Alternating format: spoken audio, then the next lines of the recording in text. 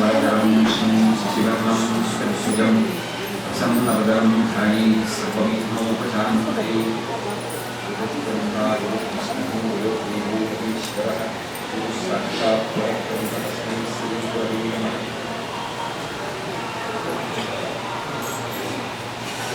वागर्थावितसंपृक्तौ वागर्थप्रतिपत्तये जगत्पितरौ वन्दे पार्वती परमेश्वरम्।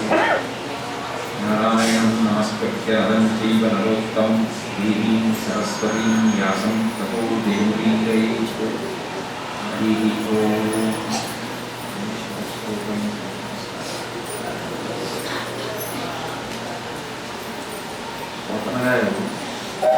భగవతాన్ని ఆంధ్రీకరిస్తూ చేస్తున్నటువంటి ప్రార్థన స్వరూపమైనటువంటి పద్యాలలో లక్ష్మీదేవిని స్థుతి చేశారు. హరికి పట్టపురి పుణ్యముల భూ వర్ధనం పిన్నిట్ట చిందులు తోబుట్టు భారతీగిరిసునాడు భూగు తామరలందుండెడు ముద్దరా జగములు మన్నించు ఇలా భాసురతను వెలుగులవాపు కలిగి సిరిగిచ్చును నిత్య కళ్యాణం. ఆ అందమైన తెలుగు పద్యం కొత్తగా నోటి వెంట వచ్చిన ఏ తెలుగు పద్యమైనా భూతభాండంలా ఉంటుంది. హరికిం పట్టపురాణి, శ్రీ మహావిష్ణువు యొక్క పట్టపురాణి హరికిం పట్టపురాణి. ఆ తల్లి క్షీరసాగరం నుండి ఆవిర్భవించినటువంటి తల్లి చంద్రుని తోబుట్టు, ఆమె చంద్రునికి తోబుట్టు. ఆయన చల్లతనం ఆమె వల్లనే వచ్చింది, అంతటి చల్లతనం. కాబట్టి ఆవిడ లోకములకు ఏం చేసుకుంటుంది అంటే కేవలం తన యొక్క చూపుల చేత ఐశ్వర్యమును అనుగ్రహిస్తుంది. ఈ చూపులతో ఐశ్వర్యమును గ్రహించడం అన్న మాట శంకర భగవత్పాదులు కూడా బహుధా ప్రశంసించారు. అసలు శంకర భగవత్పాదుల జీవితంలో చేసిన మొట్టమొదటి స్తవం కనకధార. కనకధార అంతా మొట్టమొదటి 9 శ్లోకాలు శంకరాచార్యుల వారు లక్ష్మీదేవి యొక్క చూపులనే మాట్లాడారు. ముగ్ధాముహుర్విదతి వదనే మురారే ప్రేమకృపా ప్రణీతాని గతాగతాని మాదృశోర్మధుకరీవ మహోత్పలీయ సామే శ్రీయం దిశతు సాగర సంభవాయా అంటూ ఆమె చూపులతో లోకములకు ఉన్నటువంటి దరిద్రమును పోగొట్టి లేముల వాపు తల్లి సిరి ఇచ్చు నిత్య కళ్యాణములు. నిత్య కళ్యాణములను మా తల్లి అయిన లక్ష్మీదేవి మాకు ప్రసంగురాక అని లక్ష్మీదేవికి ప్రార్థన చేశారు. భాగవత ప్రారంభం చేస్తూ ఒక మాట అంటారు. 1000 సంవత్సరముల పాటు జరిగేటటువంటి సత్రయాగాన్ని సంకల్పం చేశారు నీలిశారణ్యంలో ఉండేటటువంటి శౌనకాది మహర్షులు. సత్రయాగము అనేటటువంటి యాగము ఒక ప్రత్యేకమైనది. ఎందుచేత అంటే ఒక యజ్ఞం ఎప్పుడైనా ఎక్కడైనా చేస్తే దాంట్లో యజమానులు ఉంటారు. యజమానులు తిన్నగా వచ్చి హవిస్సులు ఇవ్వగలిగినటువంటి అధికారము ఉన్నవారు కావచ్చు, లేనివారు కావచ్చు. కానీ ద్రవ్యమును సంపాదనలను సమకూరుస్తారు. దానికి అధికారం ఉన్నవారు కూర్చుని హవిస్సులు ఇస్తారు. హవిస్సులు ఇచ్చి ఎవరు యజమానిగా ఉన్నారో వారి ప్రయోజనార్థము బ్రాహ్మణులు నిర్వహించడం అన్నది కూడా లోకంలో విరుద్ధమైన సంప్రదాయం కాదు. దశరథుడికి సంతానం లేదు. సంతానార్థి అశ్వమేధయాగాన్ని పుత్రకామేష్ని చేశాడు. వశిష్ఠుడు, ఋష్యశృంగుడు మొదలైనటువంటి మహర్షులందరూ కూర్చుని యజ్ఞ నిర్వహణ చేశారు. యజ్ఞమును నిర్వహించేటప్పుడు వశిష్ఠాదులకు కోరిక లేదు. అది వశిష్ఠుడు, ఋష్యశృంగుడు మొదలైన వారి కొరకు కాదు. దశరథుడికి పుత్ర సంతానం కలగాలి అని చేశారు. కానీ సత్రయాగం అలా కాదు. సత్రయాగము అన్న మాటకు అర్థం ఏంటంటే ఎవరు ఋత్విక్కులో వారే యజమానులు. యజమానులు ఋత్విక్కులు, ఋత్విక్కులు యజమానులుగా ఉండి చేసేటటువంటి యాగములకు సత్రయాగం అని పేరు. అది దీర్ఘ సత్రం. 1000 సంవత్సరాల పాటు నడుస్తుంది. ఆ 1000 సంవత్సరాల పాటు జరిగేటటువంటి దీర్ఘ సత్రములకు ఒకప్పుడు మహానుభావుడైనటువంటి సూత మహర్షి వచ్చారు. అందులో నైమిషారణ్యంలో చేస్తున్నారు ఆ యజ్ఞాన్ని. నైమిషారణ్యానికి ఒక ప్రత్యేకమైన ప్రతిపత్తి ఉంది. ఎందుచేత అంటే సృష్టి ప్రారంభ కాలంలో సంసార చక్రాన్ని ప్రవర్తింపచేశాడు బ్రహ్మగారు. ఆ సంసార చక్రము దర్భల చక్ర రూపంలో ప్రవర్తింపచేసినప్పుడు దీని యొక్క నేమి అంటే ఇరుసు ఎక్కడ శిథిలమై ఈ చక్రము పడిపోతుందో అక్కడ సంసారము ప్రవర్తించదు. కలి ప్రవేశించరు. అక్కడ కలి ప్రవేశము లేని పుణ్యభూమి అని నిర్ణయం చేశాడు. ఆ దర్భల చక్రం వెంట వెళ్ళారు. వెళితే అది నైమిషారణ్యమునందు పడిపోయింది. అది విష్ణు స్పర్శ కలిగినటువంటి క్షేత్రం. అక్కడ కలి ప్రవేశం ఉండదు. అక్కడ సంసార చక్రము ప్రవర్తించదు. కాబట్టి మహర్షులందరూ అక్కడ దీర్ఘ సంతానం చేస్తున్నారు. అక్కడికి వచ్చాడు సూత మహర్షి. మహాత్ములు రావడమే చాలా అదృష్టం.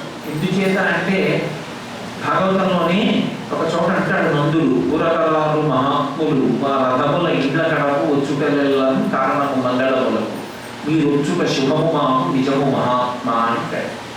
భాగవతులైనటువంటి వారు నిరంతరం భగవంతుడిని మనసులో పట్టి పొలవగలిగినటువంటి వారు అప్పుడు ఉన్నటువంటి దేశకాలంలో ఉన్న సమస్యలకి భగవత్ సంబంధమైన పరిష్కారమును చెప్పగలిగినటువంటి వారి దర్శనము, వారి రాక ఈశ్వరానుగ్రహ హేతు. అందుకే భగవదనుగ్రహము కలిగిందని గుర్తేమి అని అడిగారు. భగవదనుగ్రహము కలిగిందని గుర్తేమి అంటే పరమేశ్వరుణ్ణి నమ్ముకున్న ఒక పరమ భాగవతోత్తముడు మన ఇంటికి వస్తాడు. ఈశ్వరుడు వచ్చి తిన్నగా నాకేం పెట్టారు అంటాడు. ఒక పరమ భాగవతోత్తముడు ఆయనకి ఏం అవసరం లేదు. నీ ఇంట నీళ్లు కూర్చుని నీ ఇంట్లో పడుకుని నీ ఇంట అన్నం తినవలసిన అవసరం ఆయనకి లేదు. నిన్ను అనుగ్రహించడానికి ఆయన కారుణ్యంతో వస్తాడు. ఆయన తిన్నది, ఆయన తాగినది, ఆయన తీసుకున్న విశ్రాంతి ఈశ్వరుడు నిన్ను చాలా గొప్పగా అనుగ్రహించడానికి హేతు. అది ఒకటి, అది లౌకికం. రెండవది, మహాత్ములైనటువంటి వారు సమస్త వాంగ్మయమును తెలుసుకున్న వారెవరో, భగవద్భక్తి చిత్తులైన వారెవరున్నారో వారు ఇహమునందు మనము ఉద్ధరణ పొందడానికి కావలసిన విషయములను మనకి విశదీకరించగలుగుతారు. వాంగ్మయమునందు ప్రవేశించడం, వాంగ్మయాన్ని అంతటినీ చదవడం, చదివి దాన్ని బాగా అర్థం చేసుకోవడం, అర్థం చేసుకున్న దాన్ని అవతల వారి ఉద్ధరణకి కావలసిన రీతిలో అందరికీ పనికొచ్చేటట్టుగా క్రిందికి దిగి వచ్చి మాట్లాడగలిగినటువంటి నేర్పరితనము అందరికీ ప్రకాశించదు. బ్రహ్మచార్య స్వామి అంటుంటారు వాగ్దేవి కటాక్షం. కాబట్టి అటువంటి వాగ్దేవి అనుగ్రహం ఉన్నవాడు భగవద్భక్తి తత్పరుడైన వాడు తప్ప అన్ని స్థాయిలలో ఉన్న వాళ్ళ ఉద్ధరణకి పనికొచ్చేటట్టుగా మాట్లాడగలిగినటువంటి ప్రజ్ఞా విశేషం ఉన్నవాడు కాలేదు. అటువంటి వాడు వచ్చినప్పుడు మనం పొందవలసినటువంటి అభ్యున్నతి ఆయన దగ్గర ఏవి మంచి మాటలో ఆ మంచి మాటలో మనం తెలుసుకోవాలి. అందుకని వాడు సూతుడికి స్వాగతం పలికారు. వారు నిత్యనైమిత్తిక కర్మలను అమర్చుకున్నారు అన్నారు. మీరు రామాయణ కావ్యాన్ని కానీ భాగవతాన్ని కానీ పరిశీలిస్తే చాలా చిన్న చిన్న విషయాలు అవి ఎందుకంటే చెప్పడం, ఇంత చిన్న విషయాన్ని చెప్పడం ఎందుకంటే మనకు అనిపిస్తుంది. కానీ ధర్మ ప్రతిపాదకములై ఏవి మనం తెలుసుకోవాలో అవి మనకి చెప్తారు మహానుభావులు. వ్యాసుడు, పోతనగారు, వాల్మీకి మహర్షి మొదలైన వాళ్ళు. నిత్య నైమిత్తిక కర్మలు అని ఉంటాయి.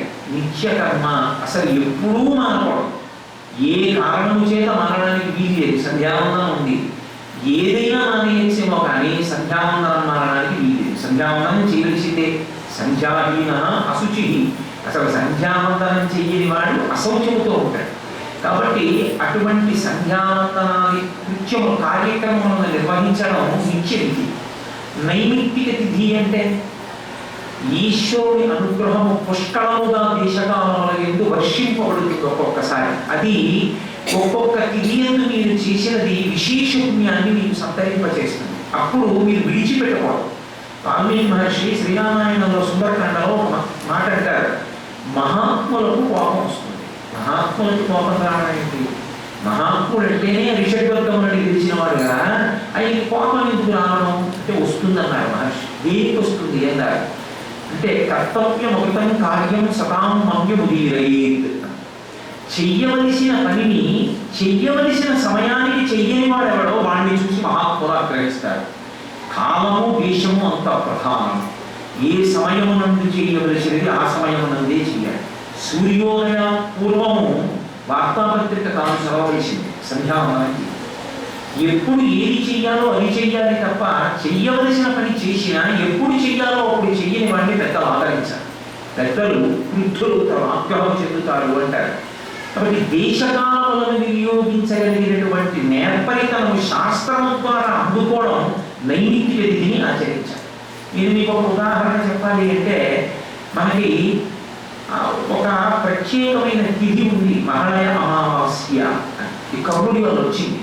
ఎందుకు వచ్చింది అంటే, అన్నపానాదులను ఇక్కడ ఇవ్వనేటువంటి వాడు ఈ శరీరం విడిచిపెట్టిన తర్వాత అన్నపానాదులను పొందాడు. చేసినది ఉంటే కదా పెట్టడం. అందుకని ఇక్కడ ఉండగానే చేసుకోవాలి. ఇక్కడ ఉండగా చేసుకున్నదేదో అది నీ జీవుడు ఉత్తర జన్మలు కొన్ని కోట్ల జన్మలు స్వీకరించిన ఆ పుణ్యము నిన్ను కాపాడుతుంది. అది అన్ని వేళలా సాధ్యము కాదు. కానీ ఒక ఉదాహరణ నేను చెప్పాలి అంటే, వైశాఖ మాసం వస్తుంది. వైశాఖ మాసం శుక్లపక్ష తదియ వస్తుంది, అక్షయ తదియ. అక్షయమైనటువంటి పుణ్యం. అది ఎంత పుణ్యం ఇస్తాడు పరమేశ్వరుడు ఆ రోజున అంటే లెక్క కట్టరు. ఈ జీవుడు ధరించిపోయేంత వరకు అతనికి కావలసినవి వనకూరుస్తారు ఈ పుణ్యాన్ని అడ్డు పెట్టి. అందుకే అక్షయ తృతీయ నాడు బంగారం కొనుక్కోండి అని నేను చెప్పాను. కూడా అంతకన్నా అర్థరహితమైన విషయం ఇంకోటి. ఏం చేస్తావు అక్కడ? నిజమే ఇంత అయింది, ఏమైంది? అది భయభీతుడు. నువ్వు నిజము, నీకు రక్తపోటు, నీకు భయం, నీ పిల్లలు ఎక్కువతారేమో అని కూడా భయం. ఏమిటి నీకు ఉపయోగం? అక్షయ తృతీయ నాడు బంగారం కొనుక్కోమని శాస్త్రాలు చెప్పలేదు. వైశాఖ మాసంలో విశేషమైన దాహార్తిని పొందుతారు కాబట్టి చక్కటి పూజ ఒకటి కొని దాన్ని శుభ్రంగా కడిగి దానిలో తీయని జలములు పూసి బ్రాహ్మణుడికి పట్టుకెళ్ళి దానం చేస్తారు. కానీ నీళ్ళు అందరికీ అవసరమే కదా, బ్రాహ్మణుడికి ఎందుకంటే దానం చేయడం మళ్ళీ బ్రాహ్మణుడికి ఎందుకు దానం చేస్తారంటే ఆయన శాస్త్రములను పరిశోధించి చెయ్యవలసిన పుణ్యకార్యాన్ని మళ్ళీ మళ్ళీ చెప్తూ ఉంటాడు. అందుకని బ్రాహ్మణంగా నిలబడితే ధర్మం నిలబడదు. ఓ బ్రాహ్మణేభ్య శుభమస్తు నిత్యం లోకా సమస్తా సుఖినో భవంతు. ఎందుకన్నారు ఆ మాట? బ్రాహ్మణుడు ఉన్నాడు, వేదం చదువుకున్నాడు, మంత్రం చదువుకున్నాడు, వర్షాలు లేవు, ఆయన చెయ్యగలడు వరుణయాగం. కానీ వరుణయాగం చేయాలంటే భూశుద్ధి చెయ్యాలి. భూశుద్ధి చెయ్యాలంటే గోమయం ఉండాలి, ఆవు పేడ ఉండాలి, పంచగవ్యాలు ఉండాలి. పంచగవ్యాలు ఉండాలంటే ఆవు పేడ, ఆవు పాలు, ఆవు పెరుగు, ఆవు పెరుగులోంచి వచ్చిన నెయ్యి, తేనె, తర్వాత గోమయము, గోమూత్రము, ఈ 5 ఉండాలి. అంటే పంచగవ్యాలు ఉండాలి అంటే గోవు ఉండి తీరాలి. గోవు లేదు, ఏం చేస్తాడు బ్రాహ్మణుడు? బ్రాహ్మణుడు చెయ్యగలిగింది ఉండదు. అందుకని గోవు బ్రాహ్మణుడు ఉన్నారు, నీకు ఏది కావాలన్నా వాళ్ళు ఏది కావాలన్నా దొరుకుతుంది. ఈ 2 ఉంటే చాలు. ఈ 2 గౌరవింపబడినంత కాలం, ఈ 2 పూజింపబడినంత కాలం, ఈ 2 లోకమునందు ధర్మమును వేదం యొక్క ప్రయోజనాన్ని అందించగలిగినంత కాలం లోకము సుభిక్షంగా ఉంటుంది. అందుకే గోబ్రాహ్మణేభ్య శుభమస్తు నిత్యం. గోవు బ్రాహ్మణుడు శుభప్రదంగా ఉంటే లోకా సమస్తా సుఖినో భవంతు. అంతేకాని గోవు పట్ల బ్రాహ్మణుడి పట్ల పక్షపాతం దృష్టితో చూసి మిగిలిన వారి గారికి రాకపోతే మనకే అని మాట్లాడింది శాస్త్రం మనం అనుకోకూడదు. ఎందుకు వాళ్ళ గురించి మాట్లాడింది అన్నది మనం తెలుసుకోవాల్సింది. బ్రాహ్మణుడు ఉన్నాడు, తన కొరకు కాదు. దశరథుడికి కొడుకులు లేరు, వశిష్ఠుడు ఉన్నాడు కాబట్టి పుత్రకామేష్టి చేయించాడు. మనకి ఏదో ఆర్తి కలిగింది, యజుర్వేదంలో ఉన్న ఉత్తరాధ్యాయంతో అభిషేకం చేయించగలిగినటువంటి మంత్రభాగం చదువుకున్న బ్రాహ్మణుడు ఉన్నాడు కాబట్టి నీ గోత్రనామాలతో ఆయన అభిషేకం చేసి ఫలితాన్ని నీకు కట్టబెడతాడు. ఆయన లేడు, నీకెవరు ఈశ్వరానుగ్రహాన్ని అందించేవాడు. అందుకని గోబ్రాహ్మణేభ్య శుభమస్తు నిత్యం లోకా సమస్తా సుఖినో భవంతు. కోటమ గారు భాగవతాన్ని ఆంధ్రీకరిస్తూ వ్యాస హృదయాన్ని అందించారు మనకి. వ్యాసుడు జగదాచార్యుడు మహానుభావుడే. అటువంటి వారు చెప్తున్నారు, నిత్య నైమిత్తిక కర్మలను పునరుచ్చారు. ఆ ఆశ్రమంలో ఉన్నవారు ఎక్కడ ఉన్నవారైనా నిత్య నైమిత్తిక కర్మల యందు వైక్లవ్యము పనికిరాదు. అందున విశేషించి ఒక ఆశ్రమమునందు మనం ఉంటే తప్పకుండా వాటి విషయంలో, దేశకాలముల విషయంలో జాగ్రత్తగా ఉండాలి. మా ఇంటి దగ్గర నేను ఉన్నాను, ఏదో కారణానికి ప్రాయశ్చిత్తాలు జగపూర్వక సంఘావందనంటే షేర్ చేశాను, పర్వాలేదు.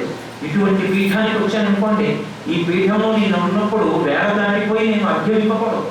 ఎందుకని జగద్గురువులైనటువంటి చంద్రశేఖరేంద్ర సరస్వతి మహాస్వామి వారి తిరిగిన ప్రదేశం కంచి కామకోటి పరంపరలో జగద్గురువుల యొక్క ఇది పీఠం. అటువంటి ప్రాంగణంలో ఏది చేసినా దేశకాలముల యందు సరిపోయేటట్లుగా మాత్రమే చెయ్యాలి. అది లేనివాడు ఇంకా అసలు ఏం సాధిద్దామని వినడానికి అర్హత ఎక్కడుంది? అసలు ముందు నీకున్నది నువ్వు ఆచరిస్తే ఆ తర్వాత నువ్వు వింటే ఆయనే చేస్తావు. శాస్త్రాన్ని వినడం నాట్యం చూడడానికి కాదు. మీరు చాలా జాగ్రత్తగా ఈ మాట గమనించాలి. నేను శోభానాయుడు గారి నృత్యం చూశాను అనుకోండి, చాలా బాగుందండి అంటే చాలు. శోభానాయుడు గారి నృత్యం చూసి ఇంటికి వెళ్తే నా భార్య ఎలా ఉందండి అని అడిగిందమ్మా. ఏమీ నర్తించారు మహాకవి, నిజంగా ఏ శ్రీనివాస కళ్యాణం, అద్భుతం, అలా రసావిష్కరణ చేశారు అన్నాను అనుకోండి, చాలు.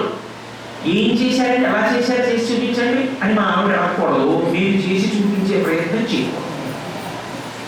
అదే భగవత్ సంబంధమైన ప్రవచనాన్ని మీరు విన్నారనుకోండి, చాలా బాగా చెప్పారండి అని చెప్పిన వాడికి కితాబు ఇవ్వడానికి లేకూడదు.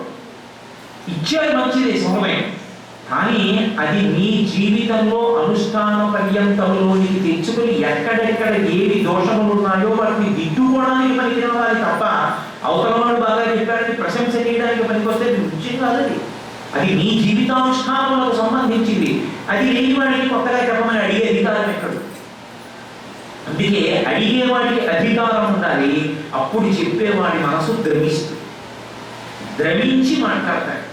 ఎందుకు మాట్లాడాలి అంటే అప్పుచ్చుకున్నట్లుగా మాట్లాడవలసిన అవసరం ఏం లేదు. ఎందుకు చెప్పాలి అంటే చెప్పాలి కాబట్టి చెప్పాలి కాదు, చెప్పకుండా ఉండలేక చెప్పాలి. ఎందుకు చెప్పకుండా ఉండలేకపోయా అంటే ఆవు ఎక్కడో పుట్టల మీద నదీ తీరంలో ఉన్న పచ్చ గడ్డి గబగబ తిని వచ్చి కడుపులో తిన్నదాన్ని పైకి తెచ్చుకొని అర్ధనిమీలిత నేత్రాలతో నెమరు వేసుకుంటుంది. నెమరు వేసి చిక్కటి పాలగా మారుస్తుంది. దూడ వచ్చి పొదుగులో ఆ పితుకులు పట్టుకుని 4 గుడ్డులు గుడ్డుతుంది, వదిలేసింది పాలు. ఎందుకు వదిలేసింది? ఆవు తన దూడ తన పితుకుల మీద ఆధారపడింది, తన పాల మీద ఆధారపడింది. అంత ప్రేమతో వచ్చి అమ్మ పాలు వదులమ్మా అని ఆ పితుకులు పట్టుకుని సంపరించి గుర్తుతోంది పొదుగులో. ఇక దాచుకోలేక వదిలేసింది పాలు. తాను చదువుకున్నాడు, శాస్త్రం కష్టపడి తెలుసుకున్నాడు, ఉదాహుడు విడిచిపెట్టేశాడు, చెప్పేశాడు. ఎందుకు చెప్పేశాడు? చెప్పకుండా ఉండలేక చెప్పేశాడు, దాచుకోలేక ఆవు వదిలిపెట్టినట్టు తాను మాట్లాడాడు. ఎందుకు మాట్లాడతాడు? అదే తెలుసుకున్న దాన్ని అంత బాగా ఆచరించిన వాడు. వీడికి చెప్పకపోతే ఇంకెందుకు నా చదువు, అందుకే చెప్పాలి. అందుకే చెప్పేవాడు ఎక్కడ పడితే అక్కడ చెప్పడమే ప్రయోజనంగా చెప్పకూడదు. అధికారం ఉన్నవాడు ఉన్నాడు, అర్హుడైన వాడు ఉన్నాడు, అక్కడే మాట్లాడాలి, అక్కడే చెప్పాలి. అందుకే మీరు చూడండి, ఎప్పుడైనా సరే ముఖ్యమైన విషయాన్ని ఏదైనా వస్తే ఇది భగవద్భక్తి లేని వారి, నాస్తికులకు, దీని మీద అనుష్ఠాన పర్యంతం తెచ్చుకోవాలనే విశ్వాసం లేని వారికి చెప్పబడరాదు అంటే అధికారి అయిన శ్రోతకి తప్ప చెప్పకూడదు. ఎంతమంది ఉన్నారు అధికారం ఉన్న శ్రోతలు? ఒక్కడు చాలు. భాగవతం అంతా ఎవరి కోసం వచ్చింది? ఒక్క పరీక్షిత్ కోసం వచ్చింది. భగవద్గీత అంతా ఎవరి కోసం వచ్చింది? ఒక్క అర్జునుడి కోసం వచ్చింది. ఆదిత్య హృదయం ఎవరి కోసం వచ్చింది? ఒక్క రామచంద్రమూర్తి కోసం వచ్చింది. భగవత్ సంబంధమైన సభలో విశేషమైన జనాన్ని కోరుకున్న వాడికి అసలు ఏం మాట్లాడాలో, ఎందుకు మాట్లాడాలో తెలియని వాడు. భగవత్ సంబంధంలో ఆర్తి ఉన్నవాడు ఒక్కడు చాలు. ఒక్కడి కోసం శివుడు చెప్పాడు. ఆ ఒక్కడి వలన భాగవతం ఇవాళ మన వరకు ప్రవహించి వచ్చి అందించింది. అధికారం ఉన్న ఒక్క శ్రోత ధరింపచేస్తాడు. శ్రోత ఉండవలసినటువంటి లక్షణం అది. అందుకే రామకృష్ణ పరమహంస ఒక మాట చెప్తారు, మేకు కొట్టాలంటే గోడ స్తంభం అయితే బీమ్ అంటాం కదా, అందులోకి మేకేం పెడుతుంది? మేకు వంకర తిరిగిపోతుంది. అది దుల్లని గోడ అయితే, దుల్లతనంలో గోడ అయితే మేకు తిరుగుతుంది. అసలు నీ మనసుకి ఆర్ద్రత ఉంటే భగవత్ సంబంధమైన ప్రవచనము అందులోకి వెళుతుంది. అసలు ఆర్ద్రత లేకపోతే బీడువైపోయి ఉంటే దాని ఎందుకు ఎంత ప్రవచనం చేసినా రాతి మీద ఉన్న విత్తనం ఎంత వర్షధారలకి ఎలా మొలకెత్తదో అలాగే దాని ఎందుకు భగవత్ సంబంధం అంకురించదు. ఒక చిన్న మాట కూడా భాగవతంలో ప్రత్యేకంగా ప్రస్తావిస్తారు అంటే దాని వెనక అంతటి పరమార్థం తప్ప అనవసరంగా అక్కర్లేని విషయాన్ని వర్ణనల కోసమని వర్ణనలు చేయడం భగవత్ సంబంధమైనటువంటి విషయాలలో ఋషిప్రోక్తమైన విషయాలు ఎందుకు ఉండదు. అందుకే నేను మీతో పొద్దున మనవి చేశాను. పోతన గారు సహజ పండితుడు. పండా అన్న శబ్దానికి అర్థము తన బుద్ధి చేత పరతత్వము యొక్క శక్తిని తెలుసుకోగలిగినటువంటి శక్తి ప్రచోదనమైన వాడు. ఆ శక్తి ఉన్నవారు కనుక వారి నోటి వెంట వచ్చిన ఏ మాటలైనా గంగధారలే, అవి మనల్ని ధరింపచేస్తాయి. అటువంటి శౌనకాది మహర్షులు సూర్యుడి దగ్గరికి వచ్చారు.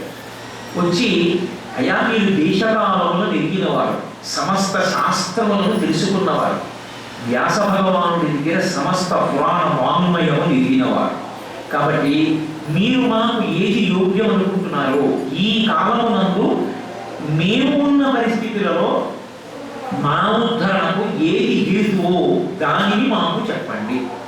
ఇది ఒక గురువు మీద శిష్యుడు అడగవలసిన ప్రశ్న. అన్నిటికన్నా బాగా నాటుకునేది ఏది అంటే పురాణమే. కారణం ఏమంటే శృతి స్మృతి పురాణానాం ఆలయం కరుణాలయం నమామి భగవత్పాద శంకరం లోకశంకరం. దృష్టి దోషం ఉన్నవాడికి కూడా ఆవగించ కూడా బాగా కనబడేది భూతద్దం పెడితే. పురాణం భూతద్దం పెట్టి వేదాంతర్గతమైన విషయాన్ని వంశమును వంశానుచరితాన్ని వర్ణిస్తూ సత్యమును ఆవిష్కరిస్తుంది. కాబట్టి మీరు పౌరాణిక జ్ఞానం ఉన్నవారు, కాబట్టి మీరు మాకు ఉపయుక్తమైన విషయాన్ని చెప్పండి. మాకు ఉపయుక్తము అన్నప్పుడు నీవు ఏ స్థితిలో ఉన్నావో దానిని బట్టి చెప్పవచ్చు. ఓ డాక్టర్ గారు ఉంటారు, ఎండి, ప్రత్యేకించి ఎండి మెడిసిన్ ఫిజీషియన్ అంటారు. ఫిజీషియన్ ఉన్నారనుకోండి, వచ్చిన వాళ్ళ విషయం మాట్లాడరు, నాకు తెలియదు, 20 ఏళ్ళ నుంచి ప్రాక్టీస్ చేస్తాను, నువ్వు చెప్పక్కర్లేదు, మీరు చూసి ఇచ్చేయగలను అని వైద్యం చేయడు. చెప్పమంటే ఏమిటి అనారోగ్యం అంటే చెప్పాలి. ఒకటి తలపోటు అంటాడు, ఒకడు కంట్లో ఏదో అప్పుడప్పుడు అదురుతుందంటాడు, ఒకడు ముక్కులో ఒక ఊపిరి అందరికీ తీసుకుంటే రొడ్డు పెట్టినట్టుందంటే, ఒకడు గొంతు నిప్పెడుతోందంటాడు, ఒకడు ఆయాసం వస్తుందంటాడు, ఒకడు తిన్న తరగలేదంటాడు, ఒకడు తింటే ఎంత పట్టదంటాడు, ఒకడు తినకపోతే ఎంత పడుతుందంటాడు. ఇన్ని వినాలి. విని వాడి శరీరమునకు యోగ్యమైన ఔషధిని కాదు. అసలు ముందు ఆయన పరిస్థితి ఏమిటో తెలియాలి.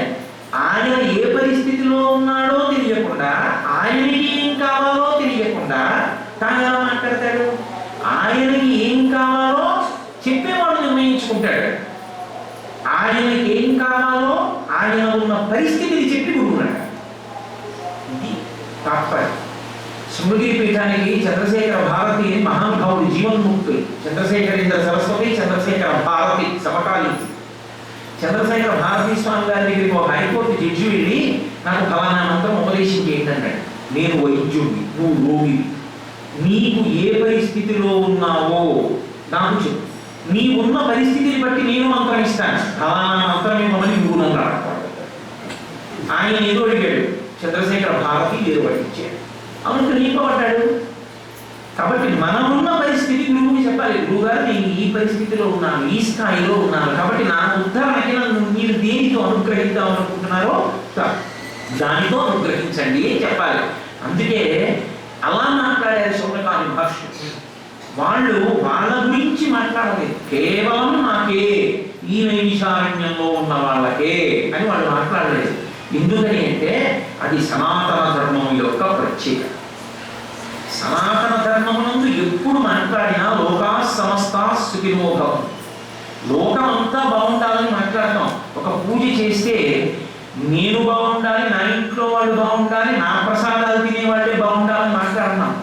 మనం మాట్లాడితే అందరూ బాగుండాలి. అసలు అట్టే మాట్లాడితే మొట్టమొదట భగవంతుడిని కోరేది ఎవరి గురించి కోరుతారంటే, ఈశ్వర నీ దగ్గరికి రాని వారు ఎవరు ఉన్నారో వారిని కూడా అనుగ్రహించు.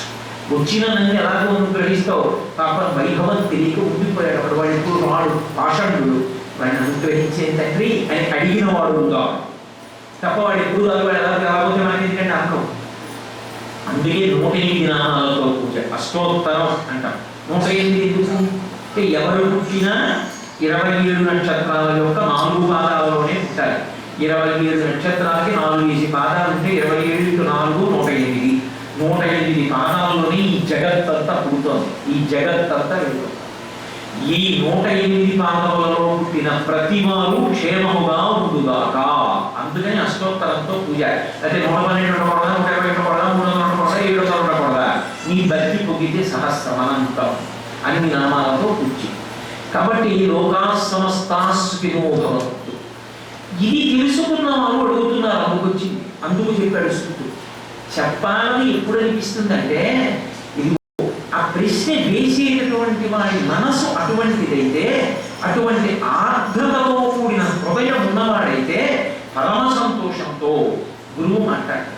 వాళ్ళు అన్నారు, అలసు మందబుద్ధీలు అల్పతనాయులు ఉగ్రలోక సంకలితులు మందభాగ్యులు సుకర్మములెవ్వియు చెయ్యదారి కలియుగమునందు మానవులు ఎయ్యని సర్వసౌఖ్యమయ్యలవడు ఏమిటంపడము ఆత్మకు శాంతి మునీంద్ర చెప్పవే. అందుకని భాగవతం చదవండి చదవండి చదవండి అని ఎందుకంటారంటే ప్రతి దాని ఎందు ఆ పరిణితిని నువ్వు పొందాలి. కలియుగంలో ఉండేటటువంటి మనుష్యుల స్థితి ఎలా ఉంటుందో చెప్తున్నారు. అలసు, స్వామితం. కాలము రమ్మంటే వచ్చేటటువంటిది కాదు, కాలం నందే ధరించాలి. ఋతువంతము కాలం. ఆ కాలం వెళ్ళిపోయిందా, ఆ ఊపిరి అయిపోయాయా, ఇక ఏం చేద్దామన్నా చేయలేడు. అలసు. కలియుగంలో ఉండే లక్షణం ఏంటంటే సోమరిత. ఎప్పుడూ విశ్రాంతి తీసుకుందామన్న సంతోషం. అందుకే విచిత్రం ఏంటంటే ఎక్కడైనా ఉన్నా కూడా విశ్రాంతి గృహము అంటున్నారు, అందులో ప్రవేశించడానికి అవసరం. కాబట్టి ఎప్పుడూ సోమరితనం. ఏ పని తను లేచి ఇది చేద్దామనేటటువంటి సంతోషం ఉండదు. పూర్వం 4 చెట్లు నరికి తీసుకొచ్చి ఇంట్లో తలుపులు కిటికీలు తీసుకున్నాడు కాబట్టి 10 చెట్లు పెంచేవాడు. పెంచి నూతిలో నీళ్లు తోడి సంతోషంగా తీసుకొచ్చి నీళ్లు పోసేవాడు. నూతి దగ్గర నిలబడి చాపతో తోడుకుని స్నానం చేసి సూర్యభగవానుడి వంక తిరిగి అర్జెంటించి సంధ్యావందనం చేసేవాడు. భోజనం దగ్గర నాకు తెలుసున్న బ్రాహ్మణ కుటుంబం ఉంటుంది, పేరెందుకు చెప్పాలి కానీ, ఆయన తన పక్కన కూర్చున్నవాడు పరిశీలన చేసినప్పుడు చక్మం చేసి ఇలా తినేస్తుంటే ఆయన లేచి వెళ్ళిపోయాడు, భద్రాచలం వెళ్ళిపోయాడు. ఎందుకన్నా నా కడుపున పుట్టిన కొడుకు వీడు పరిశీలనం క్షణంలో చేసేసాడు, చేసేసి వాడు తినేస్తున్నాడు. పరిశీలనం అంత తేలిగ్గా అయిపోయిందా? అంత తేలిగ్గా తినేసి పుచ్చేసుకుంటున్నావా? ఏమైనా దానికి సమయం పట్టదా నీకు? అలాంటి కొడుకు పక్కన కూర్చుని అన్నం తిన్నాను. అలాంటి కొడుకు నీకు అన్నంతో ఆ పాపం పోవడానికి భద్రాచలం వెళ్ళి గోదావరిలో స్నానం చేసి రామచంద్రమూర్తి దర్శనం చేస్తాడు. 4 వెళ్ళిపోయాడు. అంటే అలసు. ఏ పని చేయడానికి వాడికి శాస్త్రీయంగా ఖాళీ ఉండదు. అయ్యో బాబాయ్, అసలు పూజ చేసేటప్పుడు ఉండే అలసత్వం చూస్తే కడుపు తరుపుకోదు. మధ్య మధ్యపానీయం సమయాస్తోపక్షాన్ని పావపక్షాన్ని ఉద్ధారణ అన్నీ మధ్యపానీయం సమయాన్ని అంటే ఇళ్ళు కాకుండా కాసి నీళ్లు తాగినా ఆగకుండా కాసేపు అసలు నీ మనసు ఉంటే ఆగాలి. అన్నీ తామలపాకు చుక్క శుద్ధ ఆచమనీయంలో ప్రయాణి అంటే ఇలా వస్తాయి. ఆచమనీయ 9 మాటలు చేస్తున్నావు, 3 మాటలు పుచ్చుకుంటున్నావా? మరి ఈశ్వరుడు పుచ్చుకోవడం 3 మాటలు, 3 మాటలు తెలియవు. అలసు. ప్రతి దాంట్లో సమర్థమే. అందుకే ఏమవుతోంది, రాను రాను రాను రాను రాను రాను ప్రతిదీ కూడా అలసత్వమును బాగా పెంచి పోషించే ఉపకరణాలు వస్తున్నాయి. లేచి వెళ్ళి ఛానల్ మార్చేవాడు, ఇప్పుడు ఇలా కూర్చున్న కూర్చుంటే చాలు. అలసు. మంద బుద్ధి. బుద్ధి ఎందు విశేషమైన చురుకుదనం ఉండదు. నిర్ణయం చెయ్యడానికి శాస్త్రాన్ని ఆధారంగా తీసుకోగలిగే శక్తి లేదు. దాని అర్థం ఏమిటో తెలుసా అండి? మందబుద్ధీతులు అన్న మాటకు అర్థం ఏంటంటే శాస్త్రము గ్రంథములో ఉంటుంది, వీడు విలువగా ఉంటాడు. శాస్త్రము అప్పుడప్పుడు చూడొచ్చు, తప్పు లేదు. గ్రంథం పెట్టుకు ప్రవచనం చేయడము తప్పు కాదు, గ్రంథం పెట్టుకుని ఏదైనా చెప్పడము తప్పు కాదు. కానీ ఏది చెప్పాలన్నా నా దగ్గర పుస్తకం ఉండాలన్నా మాత్రం ఘోరమైన నేరం. ఎందుకని అంటే సనాతన ధర్మం నందు ప్రత్యేకంగా వేదానికి ఒక ఉపాంగం ఉంది, ఛందస్సు అని. ఆ ఛందస్సు ఎందుకు ఉంటుందో తెలుసా? మీరు ధారణ చేయడం కోసం. ధారణ చేయడం అంటే దాన్ని మీరు నాలుక మీద నర్తింప చేసుకోవచ్చు, మనసు మీద ముద్రలో పెట్టుకోవచ్చు. అందుకని ఛందోబద్ధం చేస్తారు, పద్య రూపంలో ఇస్తారు, వర్ణనలన్నీ గద్య రూపంలో ఇస్తారు. ఎందుచేత అంటే అది నువ్వు అంత గుర్తు పెట్టుకోకపోయినా వచ్చిన దోషం లేదు. కానీ ఏవి ప్రధానమో అవన్నీ శ్లోక రూపాల్లో పద్య రూపాల్లో ఇస్తారు. కారణం ఏమంటే అవి నీకు పద్య రూపంలో ధారణలోకి వెళ్ళిపోవాలి. శ్రీరామచంద్రమూర్తి ఈ పరిస్థితుల్లో ఏం చేశారు అని నీకు అనిపించింది అనుకో, ఒక పని చేయవలసి వచ్చినప్పుడు నువ్వు అప్పుడు నేను అయోధ్యకాండ తీసి చూడాలండి, అరణ్యకాండ తీసి చూడాలండి అంటే నేను తప్పని అనను. కానీ ప్రతి చిన్న విషయానికి నేను చూస్తాను అనుకోవడం. ఒక గృహప్రవేశం చేస్తున్నావు, వాస్తు హోమం చెయ్యాలా చేయకూడదా అని నీకు అనిపిస్తే వెంటనే రామచంద్రమూర్తి వాస్తు హోమం ఎందుకు చెయ్యాలని చెప్పారన్న శ్లోకం నీకు ధారణలో ఉంటాయి. అప్పుడు నువ్వు వాస్తు హోమం ఎందుకు చేయాలి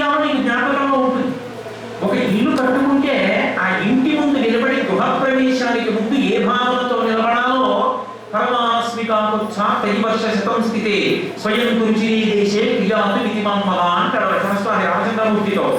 ఎక్కడ ఏ మాట ఉందో నీకు ధారణ ఎందుంటే అది అనుష్ఠాన పర్యంతంలోకి తీరిగ్గా వస్తుంది. నీకు ధారణ ఎందు లేదు, అన్ని పుస్తకాల్లో ఉన్నాయి. పుస్తకాల్లో వెతుక్కుని నువ్వు క్రమంలోకి తెచ్చుకోవాలంటే ఎంత సమయం పడుతుంది? ఇప్పుడేం చూస్తాను లేదు అంటాడు. తనకి ఏది అప్పుడు కనిపించిందో అది చేస్తాడు. అది శాస్త్రీయమా కాదా తెలియదు. శాస్త్రము చెప్పని కర్మ, శాస్త్ర విహితమైన కర్మ కాదు నువ్వు చేసింది, అది నీకు ఫలించదు. సనాతన ధర్మమునందున్న గొప్పదనం ఏంటంటే వేదం ఎలా చెప్పిందో అలా చేయాలి కర్మని. అంతేగాని కర్మ చేయడం ప్రధానంగా కర్మ చేస్తానంటే కుదరదు. స్వీట్ స్టాల్ నుంచి కోవా బిడ్డలు పట్టుకొచ్చి నేను నైవేద్యం పెట్టేస్తానంటే అంటే ఒప్పుకోరు. అది ఎలా తేవాలో నైవేద్యం అలాగే తెచ్చి ఈశ్వరుడికి ఇవ్వాలి. నువ్వు పండు పట్ట, పత్రం పట్ట, పుష్పం పట్ట, అగలు ధూపం పట్ట, కర్పూరం పట్ట. అంతేకాని నువ్వు ఎదురుకుండా ఉన్న శ్వేతకోటలోంచి 4 కోవా బిడ్డలు పట్టుకొచ్చి మల్లికార్జునుడికి నైవేద్యానికి ఇస్తానంటే నువ్వు ఇవ్వను కూడదు, వాడు తీసుకోవడం కూడదు. అది ఎలా వేద విహితము, వేదం ఎలా చెప్పిందో అలా చెయ్యాలి. అలా చెయ్యాలంటే చెప్పింది నీకు ధారణలో ఉండాలి. ఉంటే కదా ఎందుకు చేయకూడదండి అని అడిగాడు అనుకోండి, ఎందుకు చేయకూడదు నువ్వు చెప్పగలగాలి దాన్ని సాధికారికంగా. అలా చెప్పగలగడానికి ధారణలో ఉండడానికి ఛందస్సు వేదములకు ఉపాంగమై. అది నువ్వు లోపల పెట్టుకోకపోవడం, నీకు ధారణలో లేదు అంటే నీకు నీ జన్మ ఉత్తరణకు పనికొచ్చేది తప్ప అక్కర్లేనివన్నీ నీ మనసులో ఉన్నాయి, ధారణలో ఉన్నాయి. నువ్వు పాడైపోతున్నావు అంటానికి ఇంతకన్నా ఉదాహరణ ఇంకేం కావాలి? అది మాకున్న సమస్య. ఎంత అందంగా చెప్తున్నారో చూడండి. అలసులు మందబుద్ధి అల్పతమాయుడు. ఈశ్వరుడు నీకు మనసు ఉందనుకోండి, దాని ఎంతో లక్షణం అంటే అది మీరు గమనిద్దామంటే కుదిరేది కాదు. పరమేశ్వరుని ఎందు నిరంతరం మనసు రమించేటటువంటి వారు శాంతిగా ఉంటారు. మరి ఊపిరి ఉద్వేగంతో ఉండదు. ఉద్వేగంతో కూడిన ఊపిరి వేడి స్థితిలో ఉంటారు కాబట్టి ఆయుర్దాయము ఊపిరిల మీద నిర్వహిస్తాడు ఈశ్వరుడు. నీకు ఇన్ని ఊపిరిని ఇచ్చాను అంటాడు. మీరు వాటిని గబగబగబగబ తీసేశారనుకోండి, ఆయుర్దాయం అయిపోతుంది. గబగబా తీయకుండా ఉండాలి అంటే మీరు కోపమునకు వశులు కాకుండా ఉంటారు. తన కోపమే తన శత్రువు, తన శాంతమే తనకు రక్షదయ చుట్టంబౌ, తన సంతోషమే స్వర్గము అని మనకి చిన్నతనంలో నేర్పడానికి కారణం లేదు. కోపం ఎంత వస్తే అంత ఎక్కువ ఊపిరి తీస్తాడు. ఎంత ఎక్కువ ఊపిరి తీస్తే అంత తొందరగా ఆయుర్దాయం. 2, కోపం ఉన్నప్పుడే కాదు, కామానుభవమునందు తాదాత్మ్య స్థితి ఎందు కూడా ఊపిరిని ఎక్కువ తీస్తారు. నిజానికి తెలియదు కానీ పరమాచార్య అంతటి వారు ఒక అనుగ్రహ భాషణంలో చెప్పారు, క్రోధమునందు పీల్చిన ఊపిరిల కన్నా కామ తృప్తి ఎందు పీల్చిన ఊపిరిల సంఖ్య ఎక్కువ. అందుకే ఆయుర్దాయాన్ని తొందరగా క్షయించేసేది కోరిక తీరితే. కోరికలు కోరికలు కోరికలు కోరికలు తీరడా దానివల్ల కోరిక తీరలేదు. కోపం చేత కామం చేత రెండింటి చేత ఆయుర్దాయం క్షయమైపోతుంది. క్షయమైపోతే ఈశ్వరుడు 3 ఏళ్ళు బ్రతకరాన్నా వాడు అర్ధాయుష్యుడై వెళ్ళిపోతాడు. కాబట్టి మందబుద్ధియులు అల్పతమాయులు ఉగ్రరోగ సంకలితులు. ఆ వచ్చినటువంటి రోగం ఏ సామాన్యమైన రోగమై ఉండదు, అది ఉగ్రరోగమై ఉంటుంది. ఉగ్రరోగము అన్న మాటకి అర్థం చేసుకోవలసిన లక్షణం ఏంటంటే ఈ శరీరముతో మీరు చెయ్యవలసినటువంటి ధర్మము ఏది ఉన్నదో అది మీరు చెయ్యలేక మీ తరపున కొడుకు చెయ్యవలసిన ధైర్యమును పొందవలసినటువంటి స్థితి కల్పింపబడుతా. నువ్వు ఏది చేసినా చేయకపోయినా దీనితో తర్పణ ఇచ్చి ప్రతిరోజు అర్ఘ్యం ఇచ్చి సంధ్యావందనం చేయాలి. అది కూడా ఇవ్వలేక మంచం మీద పడుతున్నాడు అనుకోండి, సత్యముద్దు సంధ్యమంత్రం మందికే వచ్చింది మొదటిసారి. కొడుకు ఏం చేయాలి? తీసుకొచ్చి విభూతి తండ్రి తల మీద జరిగి కాస్త విభూతి జరిగి ఒట్టి మీద విభూతి స్నానం చేశాడని ముందు తండ్రి పేరు చెప్పి అర్ఘ్యం ఇవ్వాలి. లేపి కూర్చోబెట్టాలి. కూర్చోబెట్టి చేతికి పాత్ర తగిలించి తాను అర్ఘ్యం ఇవ్వాలి. ఎందుకు చేత? అసలు ఆయన లేవలేడు, కూర్చోలేడు, అర్ఘ్యం ఇవ్వలేడు. ఇంకెందుకు ఉన్నట్టు శరీరంలో ఒంటి నిండా గొట్టాలు పెట్టుకుని ఎక్కించుకోవడానికి ఎందుకు ఉండడం? ఏమిటి ప్రయోజనం? తిథి తెలుసా? వారం తెలుసా? నక్షత్రం తెలుసా? సాయం సంఖ్య అయిందని తెలుసా? తెలిసి నువ్వు ఏమైనా చేస్తావా? ఏమీ చెయ్యలేదు, పడుకుంటావు. ఎందుకది? ఉగ్రరోగ సంకలితి మందభావం. ఒకవేళ చేద్దామనుకునే ఆలోచన వస్తే అది చెయ్యడానికి కావలసినటువంటి అర్థ సంపత్తి ఉండదు. ఎవడో ఒకటి కోరిక పుట్టింది అనుకోండి, ఏదో ఈ మంచి పని చేద్దామని ఇప్పటి దగ్గర ద్రవ్యం ఉంటుంది. ద్రవ్యం ఉందనుకోండి, మంచి ఆలోచన. 2 దరిద్రాలే.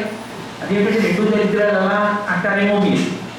ఆ ఆకలేసి తినడానికి లేనివాడు దరిద్రుడే, అన్నీ ఉండి ఆకలేసినా తినడానికి సమయం లేనివాడు దరిద్రుడే. తినలేదుగా, రెండు దరిద్ర. అలాగే ఇవి రెండు దరిద్రాలే. కాబట్టి మందభాగ్యులు సుకర్మములెవ్విలు చెయ్యజావరి కలియుగమందు మానవులు.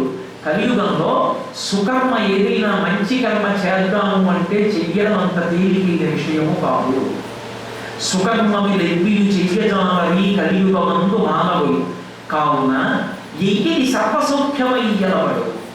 మహాత్మా, మీరు పెద్దలు, మీరు అన్ని చదువుకున్నవారు, దేశకాలకు అనుగుణంగా మనం చెప్పగలిగినవారు. కాబట్టి ఎయ్యని సర్వసౌఖ్యమయ్యలవాడు. ఏమిటవ్వడము? ఆత్మకు శాంతి. దీని చేత శాంతి కలుగుతుంది. సమస్త వాంగ్మయము యొక్క ప్రయోజనము రెండే: ధర్మమును అనుష్ఠించుట, తత్కారణము చేత మీరు శాంతిగా ఉంటుట. ధర్మానుష్ఠానములకు ఫలితము శాంతి. మీరు శాంతిగా ఉండడం, లోకమంతా శాంతిగా ఉండడం. అందుకే ఏం చెయ్యండి? చిట్ట చివరి శాంతి శాంతి శాంతి. ఉద్వేగం నశించుగాక, శాంతి పొందగలగాక. కాబట్టి ఆత్మకు శాంతి మునీంద్ర చెప్పవే. మహానుభావ మాకు చెప్పవా?